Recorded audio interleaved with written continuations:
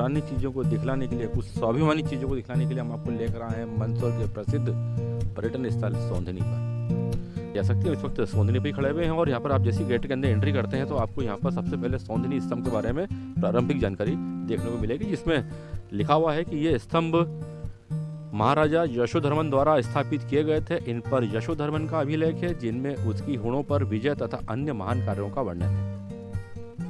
उत्खनन में यह भी स्पष्ट कर दिया गया है कि ये स्तंभ अपने मूल स्थल पर ही है। इसी स्थल पर वो दो चौकोर फलकों पर भी विपरीत दिशाओं में देखते हुए दो सिंह उकेरे हुए हैं। ये संभवतः स्तंभ के बौद्धिक थे। इस प्रकार प्रारंभिक संकेत मिलता है और सबसे महत्वपूर्ण बात कि जब आप इन स्तंभ की तरफ नजर डालेंगे तो आप चौंके बिना नहीं रहेंगे।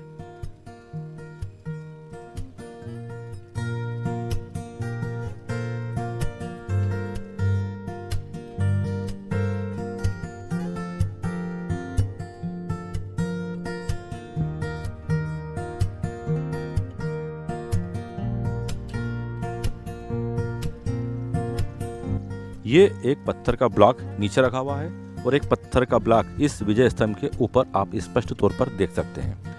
यदि आप दूर से इस ब्लॉक को देखते हैं तो आपके ऊपर इसके ऊपर कोई नक्काशी सी बनी हुई नजर आती है, मगर आप गलत हैं। आप नज़दीक जाएंगे तो आपको यहाँ पर 3 सिंहों के चित्र इसके ऊपर उत्कीर्ण दिखाई देंगे और ऐसा ब्लॉक के चारों तरफ है। चारों तरफ किसी न किसी आकृति को उकेरा गया है। अब हम कैमरे को थोड़ा टेढ़ा करते हैं और आपको इसको सटीकता से इसको दिखलाते हैं। कैमरा टेढ़ा करते ही इसका मूल आकार और आकृति सामने आ गए। इन पत्थर के स्तूपों को जोड़ने के लिए इंटरलॉकिंग सिस्टम का उपयोग किया गया है, जिसमें कोई केमिकल या सीमेंट का उपयोग नहीं किया जाता है। एक पत्थर को दूसरे स्तूप के अंदर बने हुए होल के अंदर लॉक कर दिया जाता है। इस प्रकार यह स्तूप मजबूती के साथ खड़े रहते हैं। उत्तम तकनीकी का एक अद्भुत उदाहरण है ये।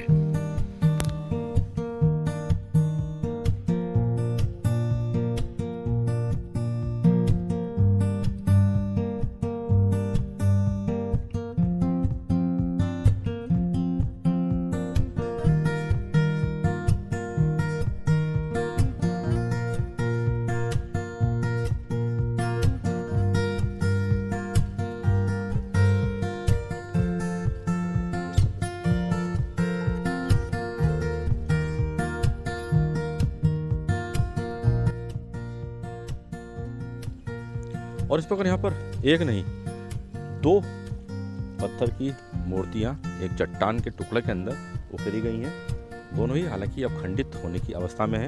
इनको लेप के माध्यम से जोड़ा गया है, मगर जो कुछ भी हम आज देख पा रहे हैं उस समय की शिल्प शैली को हमें मानना पड़ेगा कि क्या गजब की शिल्प शैली उस समय रही होगी। और इसके पीछे फिर विजय स्तंभ, जो इसका नाम है यहाँ पे, इसका मूल नाम विजय स्तंभ है, जिसके नाम से ही इतिहास में और आज प्रामाणिकता के साथ में दर्ज है।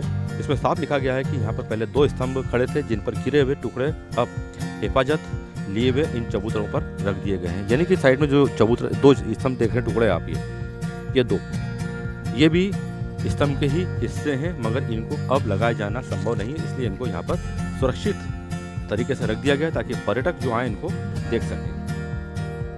इसके आगे और लिखा हुआ है कि ऊपर की एक चौकी घंटी की शक्ल की थी और उस पर दूसरी चौकी सिंहाकील थी। सबसे ऊपर किसी देव की 2 मुंह वाली मूर्ति थी जो अब नष्ट हो चुकी है।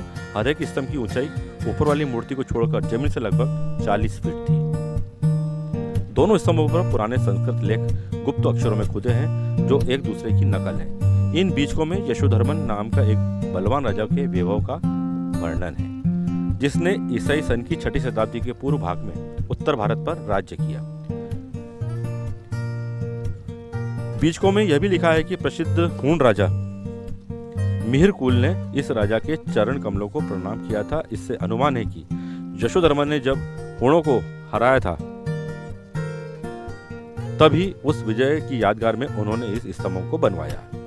सीढ़ियों के बाजू में रखी हुई मूर्तियां शिव जी के गणों की, जिनका वर्णन हम अभी कर रहे थे।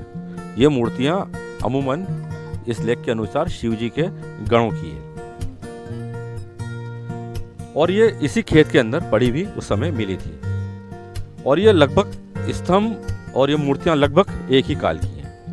ग्वालियर के पुरातत्व विभाग आर्कोलॉजिकल डिपार्टमेंट के द्वारा इसका 1982 में इसका जीर्णोद्धार किया गया था। उसके पहले ये यूं ही लावारिस और बेहाली की स्थिति में यहाँ पर पड़ी हुई थी। आज इनको सुव्यवस्थित तरीके से यहाँ पर रख दिया गया है ताकि हम राजा यशोधर्मन की वीरता की गाथा को अपनी आंखों से देख सकें, जब उन्होंने क्रूर और आक्रमणकारी गुणों को पराजित किया था।